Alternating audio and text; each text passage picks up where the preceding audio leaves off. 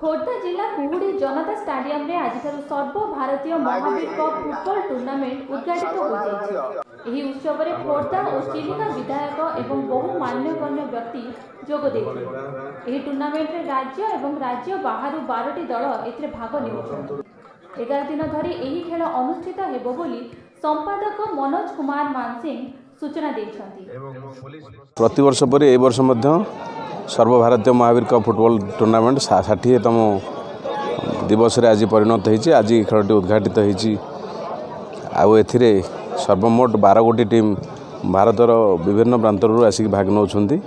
ये ठीक 11 दिन खेल हम।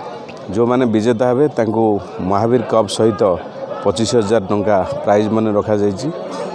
खोर्धा जिला कुहुड़ी ग्रामर महावीर एथलेटिक एसोसिएशन एही टूर्नामेंट आयोजन करिछि। दीर्घ 60 वर्ष है एही टूर्नामेंट अनुष्ठित होई आसुछि। विजेता और उपविजेता दल को महावीर कप सह अर्थराशि प्रदान करा।